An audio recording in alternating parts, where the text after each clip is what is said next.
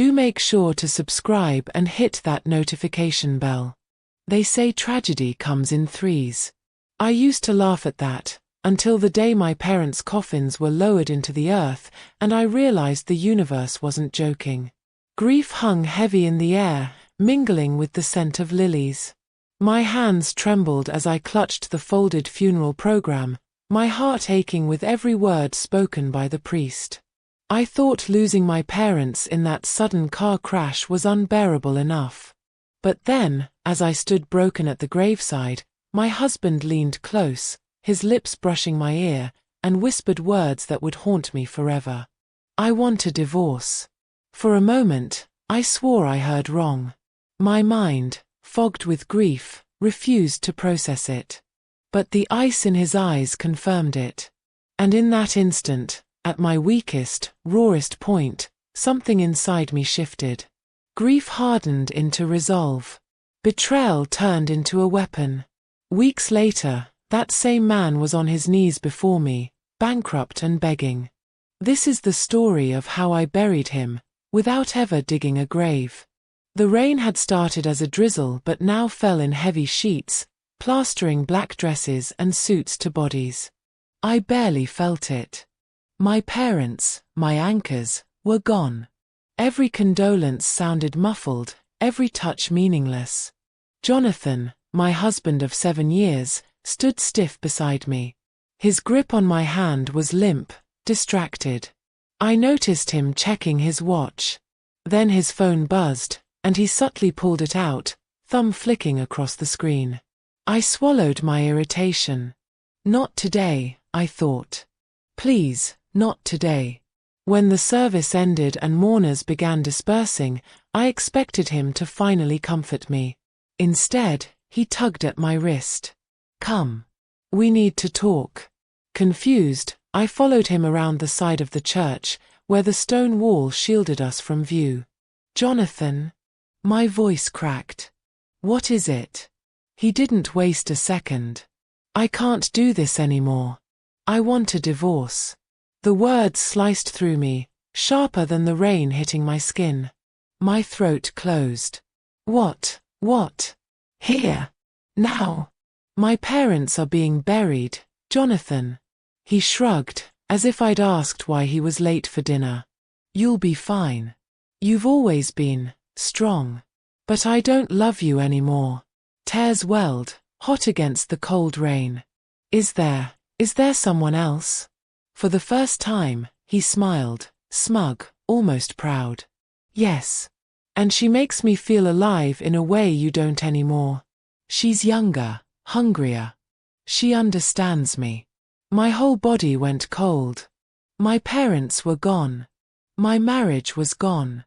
And the man I had trusted most chose this moment, to destroy me. I wanted to scream, to collapse. Instead, I stood tall, rain and tears mixing on my cheeks. Thank you, Jonathan, I whispered. His brows furrowed. For what? For showing me who you really are. I turned and walked back toward the graves, my mind spinning. My parents had taught me never to fold under cruelty. He thought I was broken. But he had no idea what he'd just awakened in me. The house felt like a museum of grief. Their photos stared down from the walls, silent reminders of love I'd lost. I spent nights curled on the sofa, sleepless, my wedding ring heavy on my finger. Jonathan barely lingered after the funeral. Within days, he was gone, leaving only a curt text, "I'll send over the divorce papers soon." But while sorting through my parents' estate, I found something that shifted the ground beneath me, their will. I had expected the family home, maybe a modest inheritance. Instead, my parents had left me everything. A trust fund. Stock portfolios. Real estate I didn't even know existed. My grief-stricken brain struggled to compute it all. And then came the bigger shock, buried in the documents tied to Jonathan's business. Years ago, when he wanted to expand, I had invested my savings. He always insisted it was our business. But the lawyer, my parents' loyal old friend, Mr. Harlan, pointed to the fine print. "Your name is on every share," he said gently. "Legally, you are the majority owner. He can't move a cent without your approval." I sat frozen, realization dawning. Jonathan had built his image on the company. He bragged about being a self-made man, charming investors, flaunting our success. But the paperwork told a different story. It was mine. All of it was mine. I looked up at Mr. Harlan, my voice low. So if I wanted to, take it all from him? His eyes studied me, sharp behind his glasses. "You could. And given what he's done to you, no one could blame you." My fingers curled around the documents, a tremor of rage running through me. I had lost my parents. He had tried to take everything else. But I had the power now. He just didn't know it yet. I played my part perfectly. When the divorce papers arrived, I signed them quietly. No protest. No fight. Jonathan gloated in his emails, thanking me for making this easy. His arrogance blinded him. I stalked his social media from the shadows. Photos of him and her, a wide-eyed brunette barely out of college. They sipped champagne, lounged on yachts, flaunted their happiness. Every picture was a knife. But instead of breaking me, each post fueled me. At night, I worked with Mr. Harlan. Freezing accounts. Shifting shares. Securing properties in my name.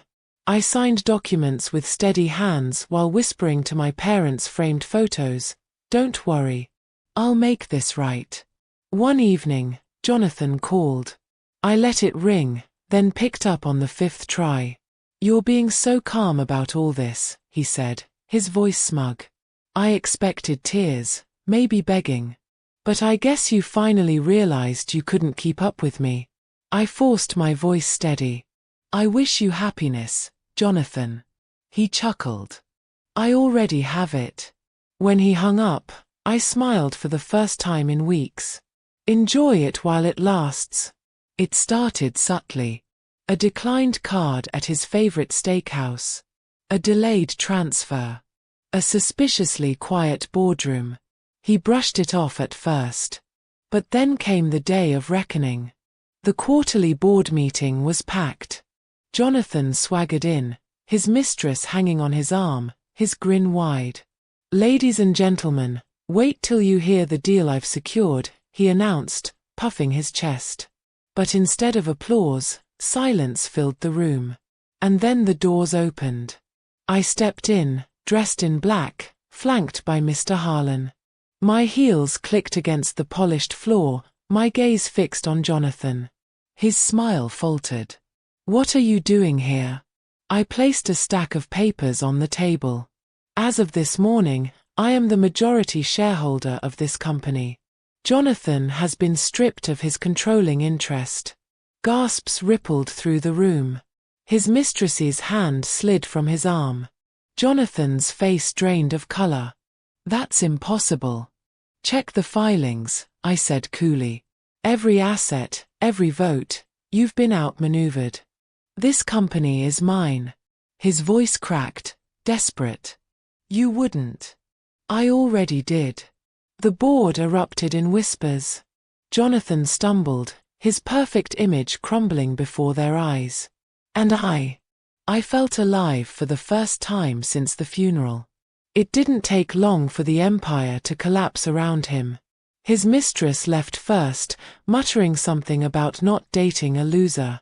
The penthouse was seized, the cars repossessed. Investors fled. One stormy night, as I sat by the fire in my parents' old home, there was a frantic knock at the door. I opened it to find Jonathan.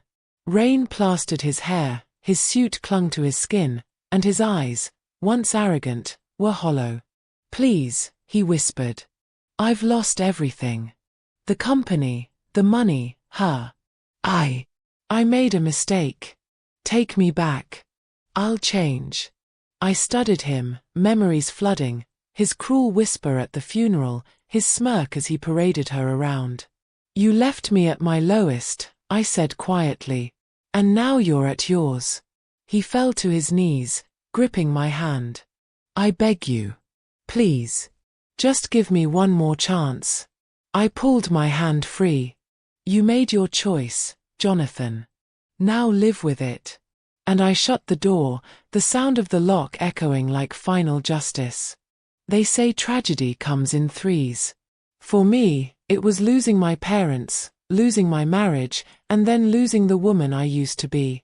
But what was born from those losses was stronger, smarter, unbreakable. Jonathan had asked for a divorce at my parents' funeral. But in the end, it was I who buried him, under the ruins of his own arrogance. And I never looked back.